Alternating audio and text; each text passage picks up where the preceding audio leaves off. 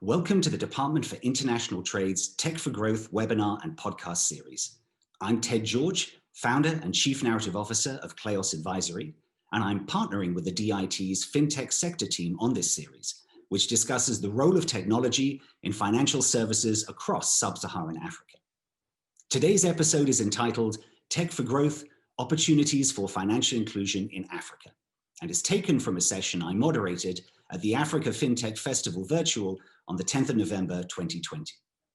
The session included a presentation I gave on the digital landscape and financial inclusion in Africa, and was followed by a fireside chat with Emma Wade-Smith, Her Majesty's Trade Commissioner for Africa at the Department for International Trade, and Rachel Turner, Director of Economic Development at the Foreign, Commonwealth and Development Office. I started by asking both panelists to introduce themselves. Great, thank you very much. And well, hello everybody. I'm Emma Wade-Smith. I am the UK's Trade Commissioner for Africa. And my role is to mobilise as much of the force of the UK government as we can to support the growth of trade and investment between the African continent and the UK, covering everything from trade policy to market access to direct trade and investment promotion. That's great. Thank you, Emma. And Rachel? Hello, everybody. Hello, everybody as well. I'm Rachel Turner. As Ted said, I'm the Economic Development Director in the new Foreign, Commonwealth and Development Office, formed out of what was the Foreign Office and the Department for International Development.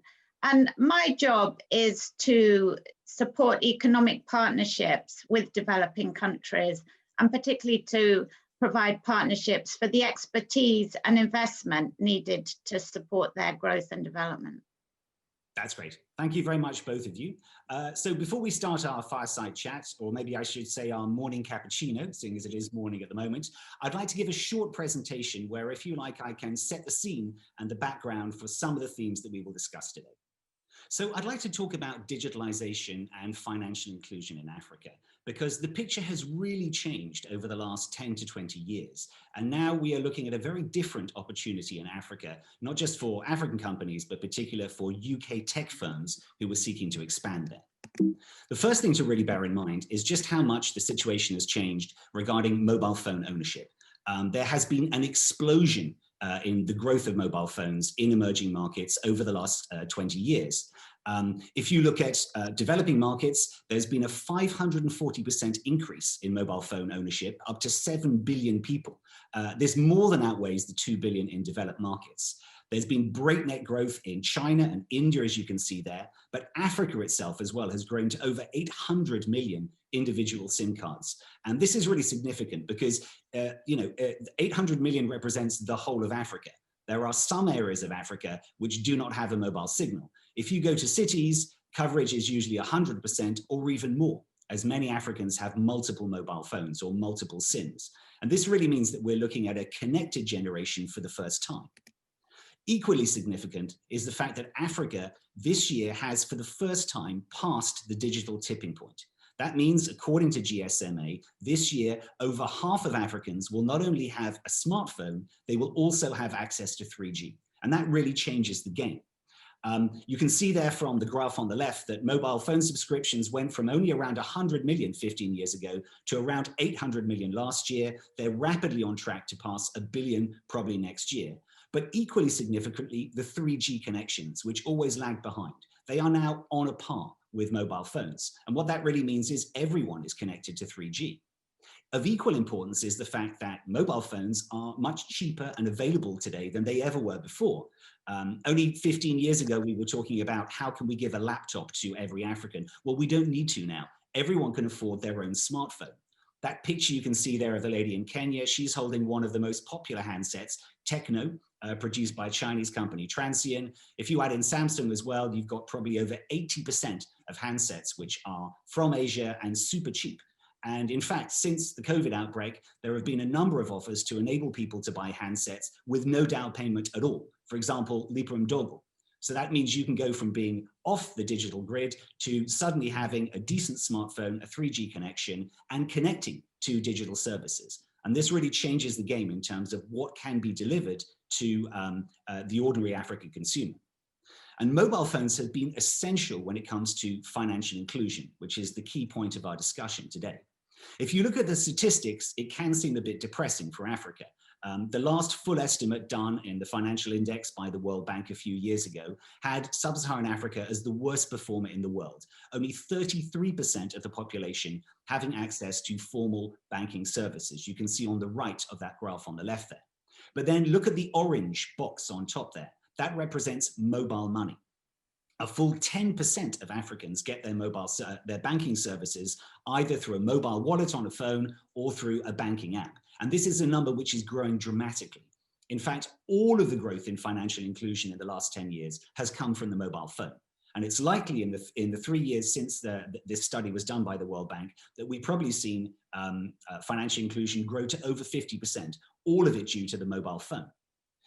You could even say that mobile banking is an African product.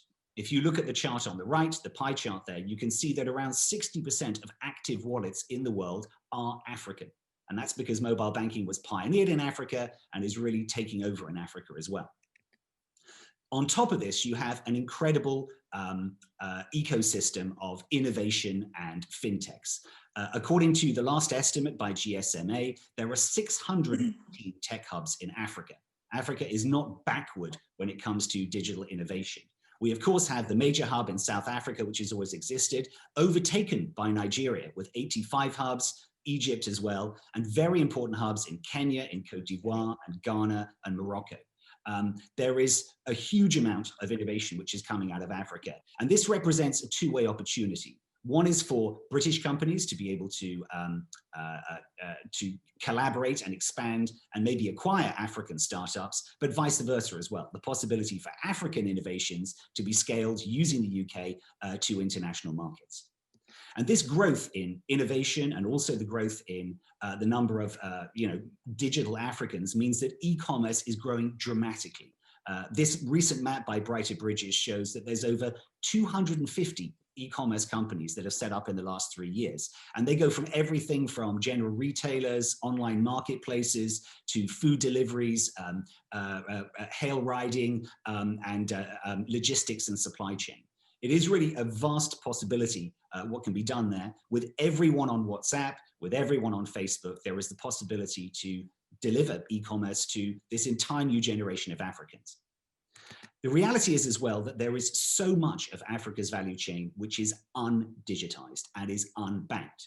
Just take the incredible informal sector in Africa. Whenever you look at official statistics, they always say things like, oh, informal trade is only 15% of trade flows. That's not true. That's just the trade that is captured by official statistics. The reality is most of African trade is informal. Most SMEs are informal. And you can see here, this is a selection of markets I went to. The top left is Makatu and Addis Ababa. That lady there selling secondhand jeans, one of the toppest entrepreneurs in that country. Bottom right, we have the Kim and Ronco secondhand shoe market. And top right and middle top as well, the Tudu and Kantamantu markets in Accra. The reality is there is so much cash which is changing hands there. If you look bottom left, that's a photograph I snapped through the window of a susu. Susu are money collectors in Ghana who collect the money from the traders, look after it, and return it later. Very basic banking, you could say. We reckon they had around $40,000 in cash in those bags, and they do multiple trips every single day. Imagine if you could digitalize these flows. Not only are you making it much easier and frictionless, but you can actually provide financial services and the kind of lending that SMEs need. The reality is that fintech is now embedded in Africa. Whether it's the old lady going to the shebeen to get her groceries, someone topping up their M-Pesa, the farmer in the field checking the price of tea or rice in Nairobi. Everyone is digitalized, but there is still such a gap when it comes to providing financial services to everyone. Individual Africans, corporates, businesses, SMEs. This is where the real opportunity is, and tech, and I hope UK tech companies will be able to play a large part in that. So I think it's time now that we shift to the Fireside Chat and get the views of Emma and Rachel on this. So let's get to the first question, which is particularly when it comes to financial inclusion, because that is very much one of the focuses of our panel. There are many challenges facing Africa when it comes to its economic and social development, and these have been to a certain extent exacerbated by COVID. But how important is financial inclusion when it comes to overcoming these challenges? Maybe Emma, if you could start. Look, I think we can't exaggerate the importance. I mean, we can see where you have financial inclusion, just how much of a difference it can make to individual people's lives, to businesses and business growth and sustainability, to industries and whole sectors, and in fact, entire economies. And as we've seen sort of economic growth across large parts of Africa, driven by financial inclusion, you start to realize how important it is to be able to bank, to be able to have a clear digital identity, to be able to be part not just of your local community economy, national economies, but frankly get into the global economy as well. And for me, the very heart of this is empowerment, economic empowerment. And we can see the power of financial inclusion when you look at some of the people in our societies that tend to be more marginalized or find it harder to access sort of more traditional banking and systems and processes and so on. And I'm talking particularly about women here. And we know, of course, that the more you include women, the more your economies are going to grow and the more you're going to benefit from the full potential of everybody in your country. So for me, financial inclusion and the fintech that enables and drives that actually goes right to the very heart of what we're trying to achieve in Africa and around the world. I think the other thing around financial inclusion is this isn't just about finances, right? This isn't just about being able to do your mobile banking on your phone, which is cool. It's about how does financial inclusion then open up opportunities? How do we use that financial inclusion then to address a number of the sustainable development goals? So I think the power of it is in itself and the ripple effect is enormous. Absolutely, yes, beautifully said. And Rachel, I mean, from your years of working in development in Africa as well, how crucial a tool or component is financial inclusion to the economic development of Africa? Thanks, Ted. I mean, Emma has put it so well. I think I would add, the space where we're really excited at the moment is the cross-border space. And I think that's particularly relevant for Africa, where we've spoken for years and years about the very high costs of doing trade in Africa, and particularly intra-Africa trade. And, we've all spent a long time working out ways to bring those physical trade costs down. But once you start to bring these new fintech solutions to bear, and we can talk more later, maybe a little bit about some of the great work that we're doing to support cross-border mobile payments. But we see huge opportunity there of linking economic opportunity, and that's really come to the fore because of COVID, with so many physical barriers to trade. Absolutely. I think if I might, Ted, just to add on to what Rachel was just saying now, because I think that is really important. And, I remember, 4 years ago starting to have these conversations, and there was just this general sense of frustration about, I'm in Côte d'Ivoire and I can't trade with somebody in the country that's next door to me, and this is bonkers. And actually what we've seen is quite a growth of solutions for that. And I think that's really exciting, and it's bubbling up from those tech hubs that we're seeing all across Africa. I mean, in the context of the Continental Free Trade Area, which we hope will start to sort of come to fruition next year, I think, again, that cross-border piece becomes even more crucial for helping Africa realise its economic potential. Absolutely. Well, maybe we could look at a bit at the cross-border thing now, Rachel. Maybe if you could tell me a bit about the importance of remittances in particular, because they have been affected by COVID, but they also form the backbone for a lot of economies and actually support a lot of the economic activity in them. Yes, Ted, remittances, look, we all know that remittances are one of the absolutely key financial flows into and between African countries. And actually before COVID, we'd got used to saying that remittances were remarkably stable and resistant in the face of economic shocks. Actually, in the case of COVID, for the first time, we've seen some pretty big shocks to remittances, partly because of what's happening in our own country. Look, getting remittance costs down is absolutely a key part of the financial inclusion set of objectives.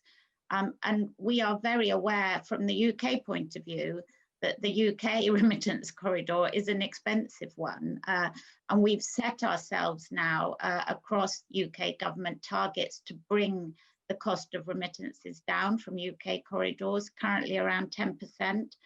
We've set ourselves a target to try and bring that down to 3%. And the only way we're going to make that work is through moving remittances away from the kind of actual transit of cash into electronic payment platforms. And the key challenge for us is to get the regulatory environment right.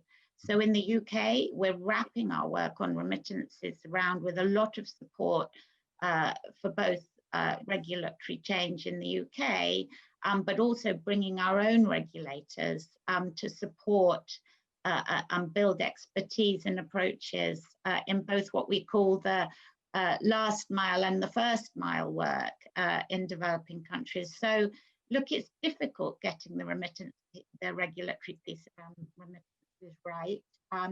You know, there are a lot of challenges around identity. How do you do those standards on what's called KYC, know your customer, and in the last mile piece to meet the international standards? But we're also pretty optimistic that we can make progress. And I know South Africa has been one of the first countries to actually put a great new risk-based approach around their fintech system that can really start to make progress here. So it's important, Ted. It's still a work in progress, but we're pretty determined to move that agenda forward. That's great, thank you. And Emma, do you have any things you'd like to say about remittances? Yeah, look, just to reinforce that point about recognising how important they are for individuals and for businesses, and just the scale of it is extraordinary. We've seen some of it drop off a little bit through COVID, but bouncing back, I think now. I think the other thing to note is I think it's fantastic what the UK government is doing, because just in terms of recognising that importance, recognising the extraordinary diaspora communities that we have in the UK, which really reinforces those people-to-people links, which of course underpins business, right? But also how we're seeing some of the traditional banks, as well as some of the innovators in this space, really recognising the importance of remittances and working together with the UK government as well as themselves to sort of address this question. Yeah, well, I think the interesting thing here as well is that so much of it is about the digitalization of the African recipients on the other side. If someone has a mobile phone and a connection and some kind of digital wallet, it's much easier to remit directly to them. But of course, one of the hardest things is that people often just always do things the same way. I know there are Africans who've been in this country for 20 years. Every week they get paid, they draw out money in cash, they go across the road, they then give the money to someone who then remits it, when in fact they could have done the whole thing digitally. But I think, as Rachel was saying, the importance of negotiations or discussions between regulators is important. Also, just to pick up on an earlier point that you made as well, Emma, about the importance of financial inclusion for things like gender as well and gender empowerment. I think it's so interesting in terms of if you look at business in Africa, but there is a statistic that says if you are a woman in Africa, you are more likely to own a business than your husband, your father, or your son. That is just how many SMEs and businesses are run by women. So financial inclusion is actually partly to do with female inclusion as well. Absolutely. And Ted, just to pick up on that bit, I mean, there's also, I mean, you can find statistics for everything, right? But there's also a statistic that says if you are a female business leader in Africa, you are 6 times less likely to be able to access the finance that you need to grow and scale your business. So, so I think it speaks to the importance of financial inclusion and the importance of being able to get access to finance as well. Excellent. Well, that moves us on nicely, because the next question I'd like to ask is really just from what you saw I presented in the presentation. In your own experience, how have you seen the digitalization changing? What kind of improvements have you seen in financial inclusion? Maybe Rachel, if you could start. Thanks, Ted. You know, there's so much to talk about, isn't there? And I think, you know, you're seeing really exciting things happening across the whole spectrum. I would say two things to focus on. I'm sure Emma will have more. I mean, one from where we focus a lot on the development side is around social protection. Now, we've spent a long time working with partners to get strong approaches to social protection and to providing those well-targeted payments for the very poorest households.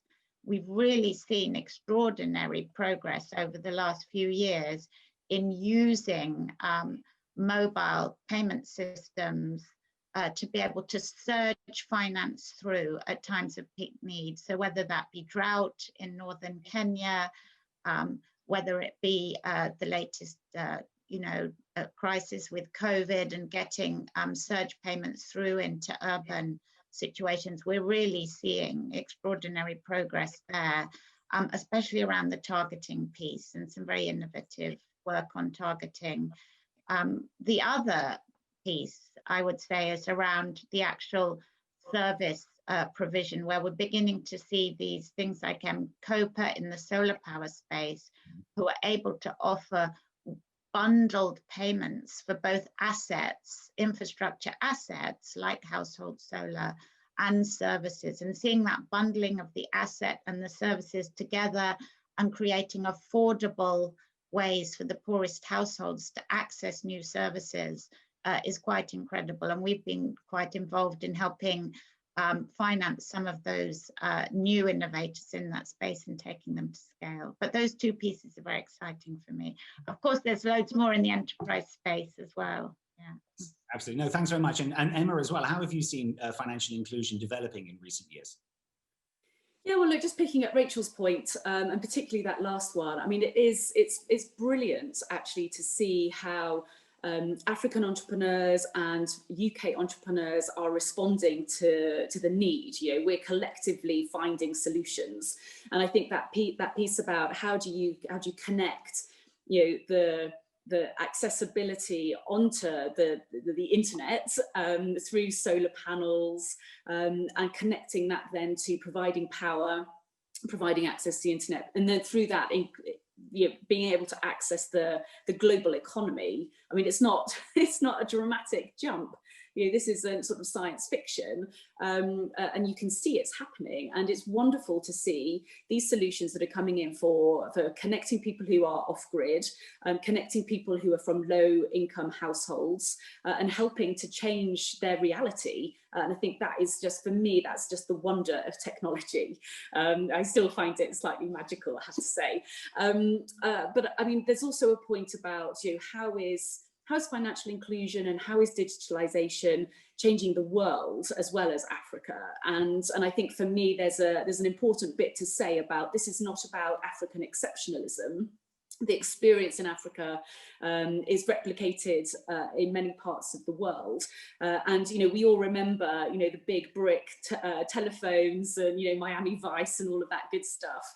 But and how we have all changed. I remember so clearly sending my first text message and thinking this was extraordinary. I was like, how could anybody possibly pick this up?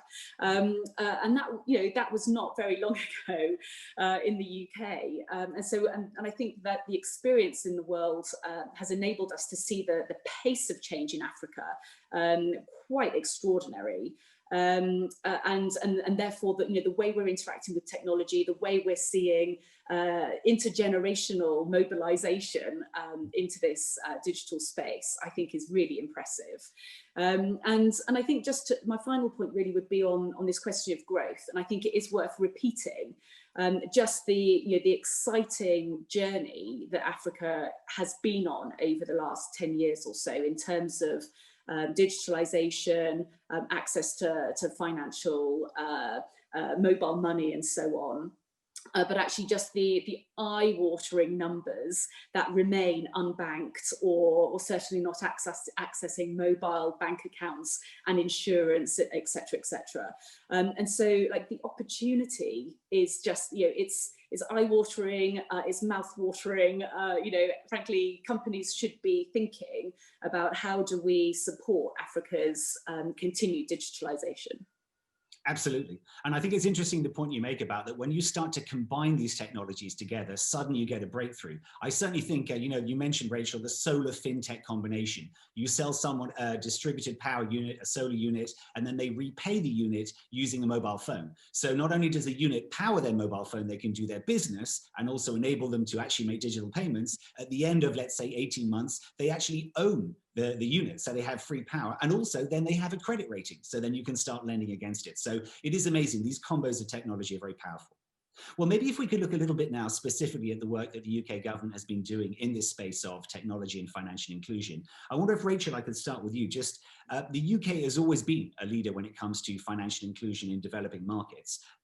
Could you share some examples of Fcdo initiatives that are supporting tech and innovation to increase financial inclusion?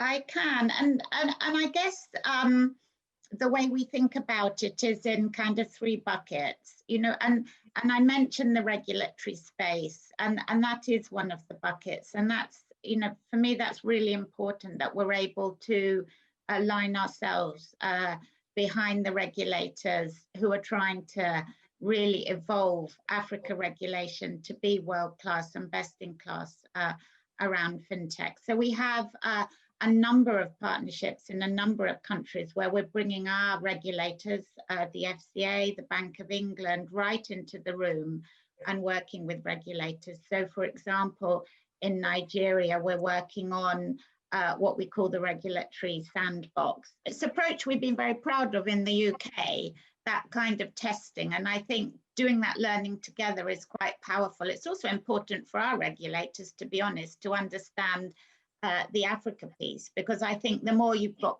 those two sets of regulators learning together, if you're an investor, it creates a lot of confidence that actually there's that deep knowledge on both sides. So there's the regulatory bit.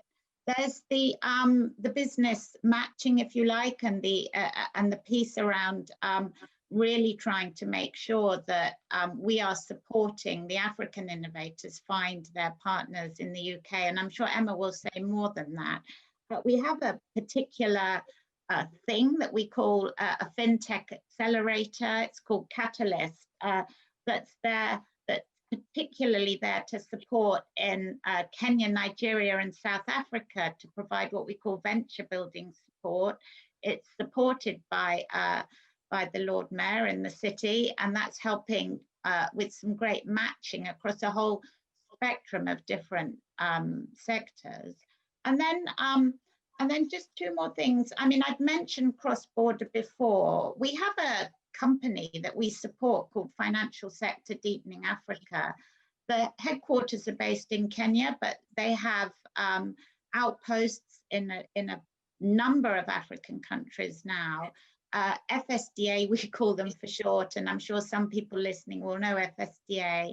FSDA are doing a huge amount of work now to invest as well in some of the most innovative fintech solutions. So they have investment capability, but they've also been very focused on the cross-border piece. And they've been doing a lot of work to link mobile wallets cross-border in Africa. And I think that's an extraordinarily exciting piece of work, actually. And for me, that's something I'm particularly proud of. And I guess, you know, finally, taking things to scale. Our own development finance institution, the UK's development finance institution, CDC, is also very focused on this sector and is now in a place where it's starting to invest to take some of the most innovative platforms to scale. And I think I'm just trying to look at my notes, actually. I had a few notes on some of the most exciting ones.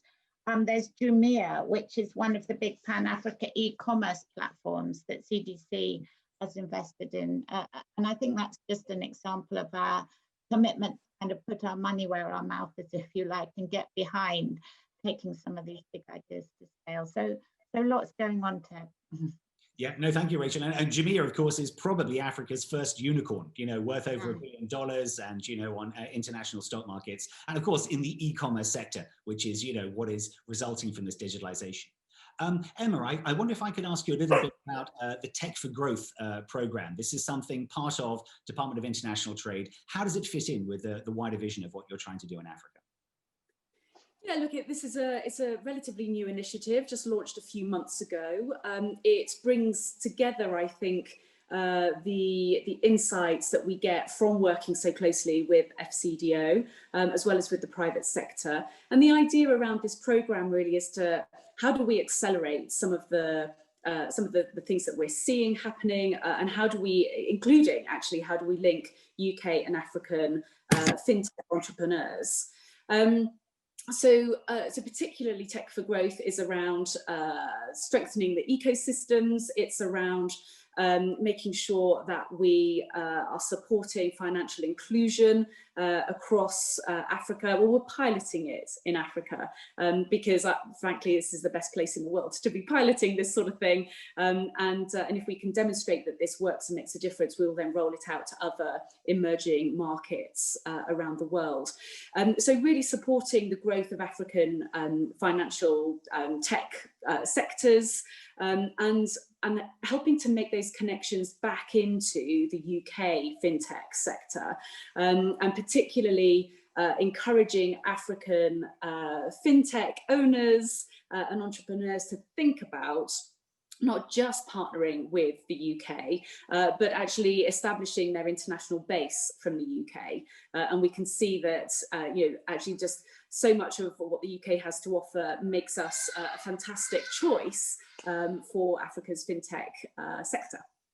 Absolutely. Thanks very much. And also, I'd be interested, in fact, this webinar is part of the T4G series. I'm actually doing a series of webinars looking at all of the different areas where the UK can be a springboard, not just, of course, fintech. We're also looking at edtech, green technology, medtech. I mean, so many other things as well, where the UK is a leader, but also has very good established ties with Africa.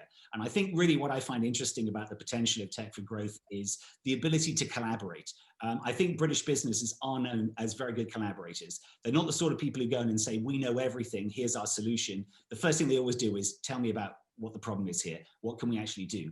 I think that's why M-Pesa was such a success. I know it's been going for quite a while, but that really was collaboration. It certainly was the UK, Vodafone going in there, but it was Kenyan experts as well. And that melding of expertise that really developed one of the most successful financial products in history. But maybe and actually, Ted, if I could, sorry to interrupt you there, just to reinforce that message, because as I've gone around and I've talked to companies in these regulatory sandboxes, and I've spoken to people in the tech hubs, companies that we're working with. There is such a power in bringing together African and UK insights in this space, as well as networks and access to finance and expertise. And I remember talking to some UK innovators, and actually it hadn't really occurred to them that if you're looking to build an agri-tech app, some of your customers may not be able to read. And so it was down to then the African innovators to create an app that provided that important information about when to harvest, what the prices were at markets and so on, and connecting supply and demand.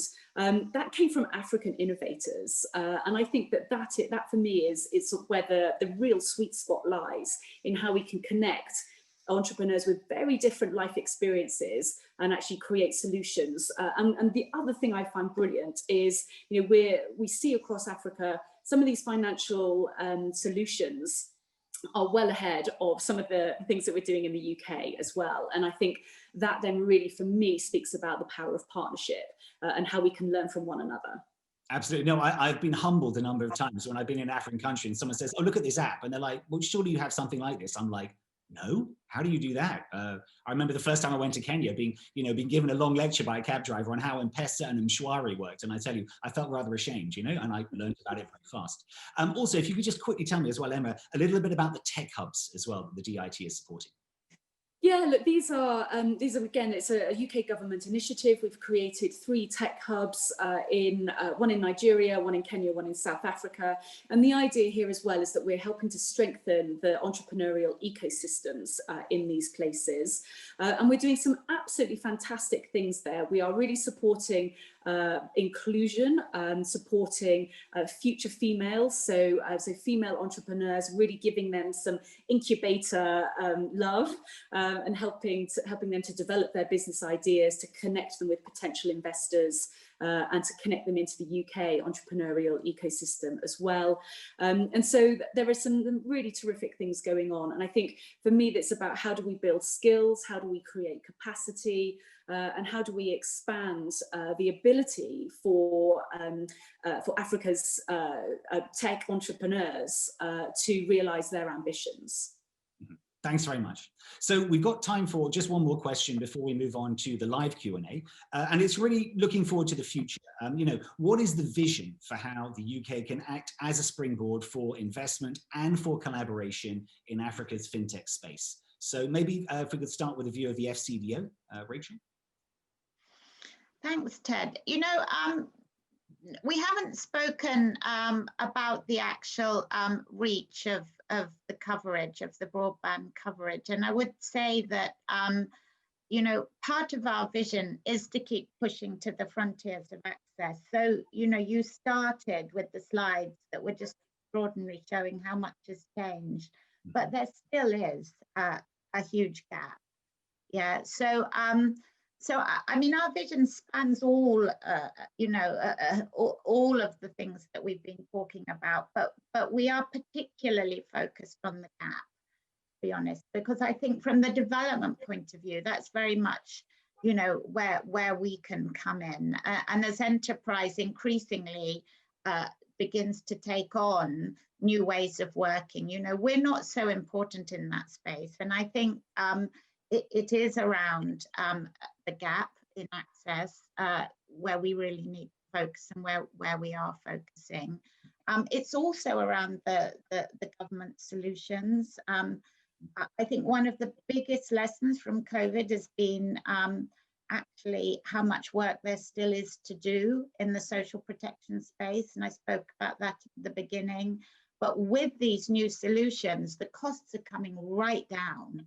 So things that in the past people were saying were unaffordable, that African governments couldn't afford to roll out universal access to social protection, we're sort of jumping these affordability hurdles. Mm-hmm. So we've got really high ambition and vision for bringing all the innovation from the UK partners, the solutions to bear in that social protection space as well. We use the phrase shock responsive social protection, and we see that as a big piece. I would say something that's a bit narrower, but I think it's worth saying, as a development partner, the piece that we've really had to build during COVID has also been what we call remote monitoring. And actually we're seeing extraordinary innovation in the use of fintech solutions, but actually accounting for aid flows. So although that's a narrower piece than the piece we've been talking about up to now, it's also a real opportunity for the kind of partnerships that Emma was talking about as well. And actually coming out of the Kenya hub, there's some really interesting work on what we call remote monitoring, remote corruption controls, remote due diligence. So a set of things that aren't always spoken about in that most exciting kind of service and enterprise delivery space, but are actually very dear to our hearts about what our vision for the partnership with Africa should include. Thanks, Rachel. I think also that really gets to this whole issue of impact. It's been so hard to prove the impact of all the efforts and all the money that's been donated. But if you can show immediately that that money actually went to a health worker in the middle of somewhere, or actually paid for this particular project, and instantaneously, digitally, you could actually be massively increasing the impact of all of the work you're doing. So yes, I would agree. I mean, I think it's extraordinary. I've been working on projects in West Africa where they're tracking everything about the cocoa flowing out of the farm. You know exactly where the farm is. You know that there were no children working on there, or if there were children, that they're actually attending school nearby, that it's not protected forest land. There's so much you can do with better information as well. And so maybe, Emma, if I can turn to you for the final word on this one, how do you see the vision of how the UK and DIT can really help in this space going forward? Yeah, look, I think for me, this is a really exciting area. Just picking up your last point there, Ted, I think there's a really important read forward into questions around traceability. And we're already seeing some of that around the world, and I think driven by consumer demand, driven by investor demands, that ability to trace cocoa or cobalt or whatever it happens to be, to give consumers that confidence that it hasn't come from a war zone or from child labour or modern slavery, etc. I think really important. For me, look, I think there's a really important bit here around partnership and collaboration. And that goes across the UK government. So Rachel and I have talked today about what Fcdo is doing, what DIT is doing. We've also got another acronym, DCMS, who are active on the tech hubs. So it speaks to the cross-government focus and belief in the power of financial inclusion, that we've got all these initiatives going on. So I think the collaboration and partnership that we demonstrate within governments to really drive forward these initiatives. But then actually how we as government are working with the private sector, working with the entrepreneurial ecosystem, I think is also really powerful. And we can see that where we've got programs like Go Global, where we're supporting African entrepreneurs to come to the UK and learn on a fast track about how to pitch, how to get that investment, how to scale your business, and so on. And so really powerful programs like that, really practical skill building initiatives, where we can see that sort of cause and effect, which I think is really exciting, and again speaks to that partnership and building those links between African entrepreneurs and UK entrepreneurs. The other thing I would just mention is all around access to opportunities, which is essentially what Rachel was talking about. But I think it is so powerful that we've got, we're able to provide that skill building so that more people can access those opportunities, more people are able to be digitalized and banking and so on. And that then speaks to the sort of economic equality. How do we build the future that we want to live in, so a more sustainable, more inclusive economy, and we do that, I think, through utilising the power of technology, not just in the financial services and insurance sector, but actually across education, across healthcare, agriculture, and so on. It's so powerful to mobilise and frankly transform our economies and our communities through the power of technology. That's great. I fully believe that one as well. I think it all comes back to this question of interoperability. Interoperability, it's not just about the tech, it's about the brains as well. Interoperability between government departments, interoperability between government and private sector. Collaboration is the key, and that's actually how we will finally get to financial inclusion. Well, that's all we have time for on this webinar.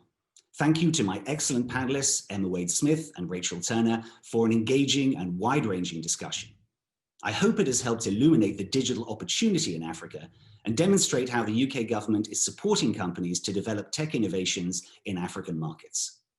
Look out for future webinars and podcasts in the Tech for Growth series, which will include the importance of partnerships for scaling and the future of mobile banking and fintech in Africa.